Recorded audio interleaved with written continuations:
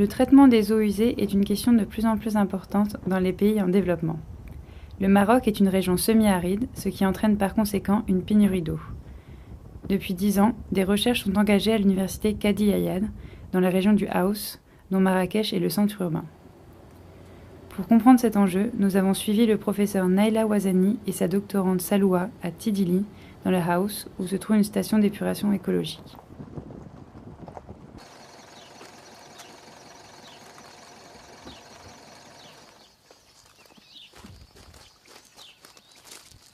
Alors cette station, tout d'abord, c'est une station qu'on peut appeler une station extensive, c'est-à-dire naturelle. C'est le choix de ce système dans un milieu rural, comme ça dans des communes rurales, il est dicté par le fait que ce sont des stations où on va voir par exemple comme le lagunage, comme donc ces filtres plantés, ces mailles artificielles, ce sont des systèmes extensifs où on laisse faire la nature entre guillemets. Et donc nous avons les plantes qui assurent une bonne partie de l'épuration. Nous avons par exemple dans ce filtre planté, il y a le sol ou bien le sable, donc il y a le substrat et la plante qui assurent l'épuration et ça ne demande pas une technicité très importante. Maintenant cette station, comme vous avez vu, c'est un ensemble de filtres plantés. Le premier filtre, c'est un filtre vertical qui va assurer une bonne part d'élimination des matières organiques, des polluants organiques qui existent dans les eaux usées.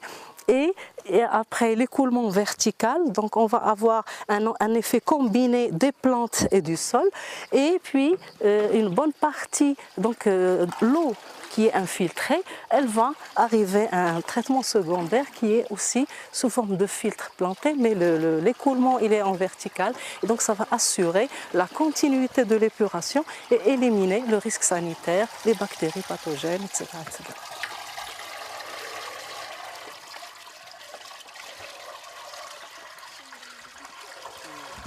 Mon travail, se focalise d'une part sur le traitement, sur l'efficacité du traitement du système par le biais d'un certain nombre d'analyses. Donc on fait des prélèvements au niveau à l'entrée de la steppe, au niveau du bassin de stockage, à la sortie du premier étage qui est les bassins verticaux et à la sortie des bassins horizontaux. Donc on aura 3 échantillons. Ces échantillons sont transportés au laboratoire du CNERE. Donc mon sujet, il s'oriente sur 2 volets principaux. Le premier, c'est de faire le suivi de la performance de la station et le deuxième, c'est de proposer un scénario pour l'irrigation des eaux usées. Donc nous avons déjà lancé un essai au niveau de la steppe et nous avons cultivé la luzerne pour qu'on puisse dire finalement est-ce que cette eau elle est convenable à l'irrigation ou non. Les recherches entreprises par la doctorante sont rendues possibles grâce à l'association Tessilt pour le développement, regroupant 3 villages, qui a été créée en 2001. Ce projet est une première expérience au Maroc, impliquant la population locale.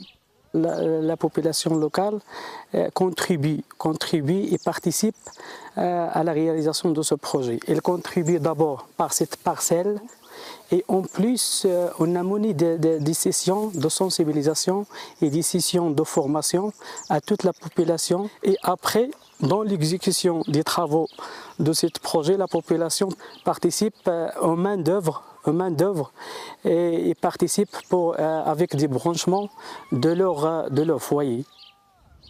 Après avoir prélevé plusieurs échantillons d'eau usée à la station, nous rentrons avec Saloua à l'université pour analyser ces derniers au centre de recherche. La directrice du centre nous y attend pour nous présenter les fonctions et projets de cet établissement. Le centre il travaille donc sur 2 thématiques prioritaires, à savoir l'eau et les énergies, en particulier les énergies renouvelables. En fait, le Maroc, c'est un pays qui souffre de la rareté de la ressource en eau. Il y a plusieurs facteurs qui influencent.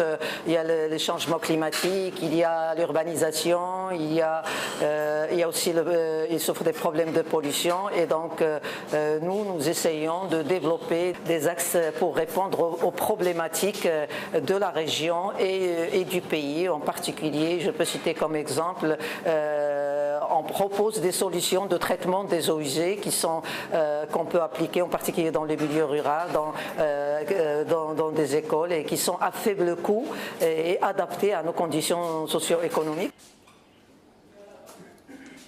Salwa nous montre alors différentes expériences qu'elle doit faire quotidiennement avec ses échantillons.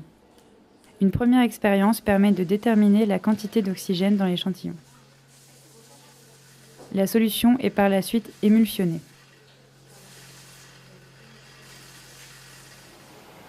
Dans une seconde expérience, un deuxième échantillon est soumis à une stérilisation, puis versé dans une boîte de pétri. Par la suite, elle est mise en incubation pendant 24 heures. Salwa rejoint ensuite son collègue Latrash Labib dans le laboratoire de microbiologie afin qu'il fasse la lecture de la boîte de pétri. Cela permet le comptage des colonies de bactéries dans cette dernière. Ces différentes expériences permettent de faire un suivi du traitement des eaux usées et de déterminer si la station d'épuration fonctionne.